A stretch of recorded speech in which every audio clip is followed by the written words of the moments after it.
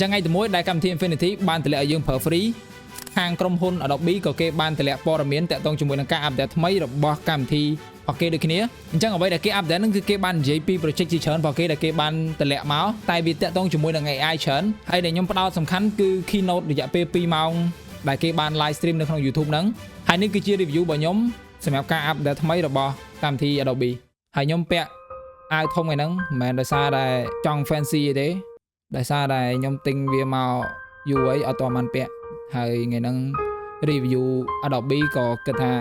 ពាក់វាទៅ anyway អញ្ចឹងការ update ថ្មីរបស់ Adobe នេះវាមានចំណុចមួយចំនួនដែលខ្ញុំរៀងអន់ចិត្តហើយនឹងចំណុចមួយចំនួនដែលខ្ញុំគិតថាវាល្អសម្រាប់ការ update នេះដូចគ្នាចំណុចទី1ដែលគេបាន update ហើយគេដាក់ចូលទៅក្នុង Photoshop នោះគឺ generative upscaling អញ្ចឹងនេះគឺយើងមានរូបភាពមួយដែលខ្ញុំបាន download ពី Google មកហើយវាបែក pixel ខ្លាំងមែនទែនអញ្ចឹងគ្នាយើងចង់ upscale គ្រាន់តែចុចទៅលើ image ហើយយើងយក generative upscaling ហ្នឹងមកហើយកន្លែងនេះគឺយើងមាន model ហើយក្នុងហ្នឹងគឺយើងមាន partner model 2បន្ថែមទៀតគឺ Topaz Gigapixel ជាមួយនឹង Topaz Bloom អញ្ចឹងអា Firefly upscaler នេះគឺ model thin ផុស Adobe យកហ្មងដូចគ្នាយើងបានឃើញហ្នឹងអញ្ចឹងអានេះគឺវាល្អសម្រាប់ទៅលើការ add detail ទៅលើមុខមនុស្សឬក៏រូបភាពមនុស្សអីចឹងទៅអញ្ចឹងដល់ពេលដែលយើងចុចវាទៅគឺយើងមានប៊ូតុងមួយឲ្យយើងគ្រីសទៅលើ face recovery យើងគ្រីសអាហ្នឹងមកហើយកន្លែងនេះគឺយើងមាន2គុណហើយនិង4គុណប៉ុន្តែកន្លែងខ្លះគឺវានឹងដាក់ warning ឲ្យយើងពីព្រោះរូបភាពយើងអាចនឹងធំហើយស្រាប់អី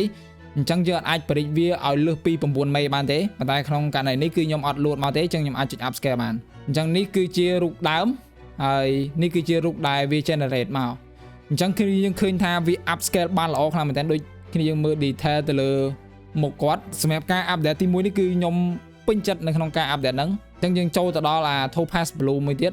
នេះគឺខ្ញុំមាន poster មួយដែលខ្ញុំ download ពី Pinterest មកហើយមិនមែន poster ផាខ្មែរយើងទេ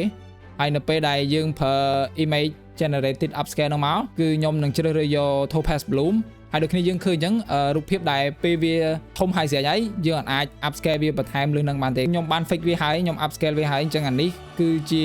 image processing ទៅលើ upscale Topaz Bloom អញ្ចឹងយើងឃើញថាវាបានបន្ថែម detail ជាច្រើនទៀតនៅលើ poster ហ្នឹងដូចគ្នាយើងបានឃើញអញ្ចឹងខាងក្រោយនេះគឺ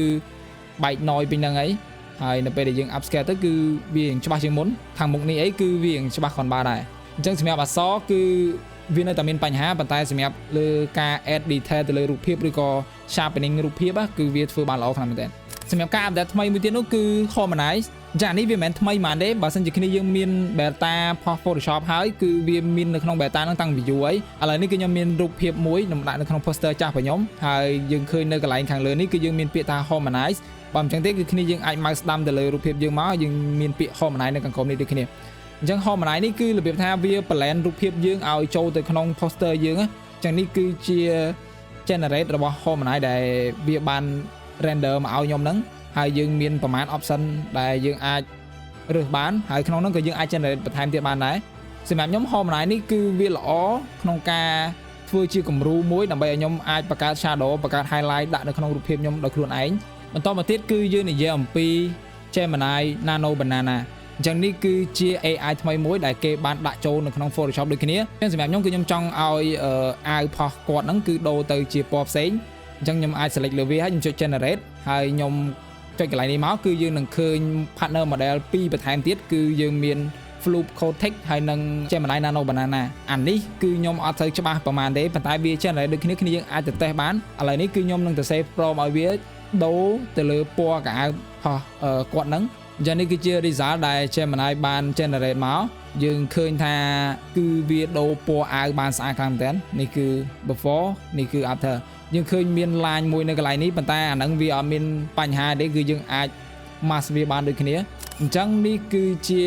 របស់មួយចំនួនដែលគេបានដាក់ចូលនៅក្នុង Photoshop ហើយចំណុចដែលខ្ញុំខឹងជាងគេនោះគឺខ្ញុំអត់ដឹងថាណាគេឲ្យកំណត់ទៅខាងក្រុម developer ឲ្យយក solid color យកមកដាក់នៅខាងក្រោមនេះទេហើយ solid color ហ្នឹងគឺខ្ញុំប្រើច្រើនខ្លាំងមែនតើនៅក្នុងការបង្កើត background ខ្ញុំធ្វើ highlight ខ្ញុំធ្វើ shadow យូរទៅគឺខ្ញុំប្រើវាច្រើនខ្លាំងមែនតើប៉ុន្តែឥឡូវគឺវាយកមកដាក់ក្រោមប៉ុន្តែក៏គេបាន update ថ្មីដែរគឺគេ update ទៅលើ color and vibrant ហ្នឹងអាហ្នឹងគឺវាជួយឲ្យយើងសេរី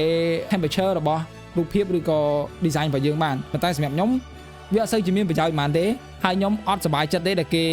update យក solid color យកទៅដាក់ក្រោមអាហ្នឹងគឺជាចំណុចមួយដែលខ្ញុំអត់ចូលចិត្តពីការ update ថ្មីមួយហ្នឹង ហើយសម្រាប់នៅក្នុង Atlas វិញនៅក្នុង keynote របស់គេហ្នឹងគឺគេអត់បាននិយាយអីពីអា update ថ្មីនៅក្នុងអា version zin ទេប៉ុន្តែគេបាននិយាយពីអាក្នុង beta ដែលគេប្រាប់អា function ដដែលគេតម្លាក់នៅក្នុង beta តាំងពីយូរមកហើយគឺ turntable ហ្នឹងអា vector ដែលយើងបានធ្វើហ្នឹងជា 2D យើងអាចពង្រឹង vector ហ្នឹងឲ្យទៅជារបៀបទម្រង់បែរមុខទៅឆ្វេងទៅស្ដាំដូចគ្នាយើងបានឃើញនៅក្នុងវីដេអូហ្នឹងអញ្ចឹងកន្លែងហ្នឹងគឺប្រើ turntable ហើយក្នុង version zin គឺអត់មានទេខ្ញុំមិនដឹងហេតុអីដែរបានគេអត់តន់តម្លាក់មកហើយ update មួយចំនួនទៀតគឺទៅលើ Lightroom ហើយនិង Premium ប៉ុន្តែសម្រាប់ខ្ញុំគឺ Creative Cloud ខ្ញុំអត់តន់បានឲ្យ update អាពីរហ្នឹងទេការ update នេះគឺវាល្អសម្រាប់លើ AI មួយចំនួនដែលគេបាននិយាយមកហ្នឹងអញ្ចឹងវីដេអូហ្នឹងគឺមានតែប៉ុណ្្នឹងទេយើងជួបគ្នានៅវីដេអូក្រោយទៀតបាយបាយខ្ញុំទៅដោះកៅអៅចេញសិន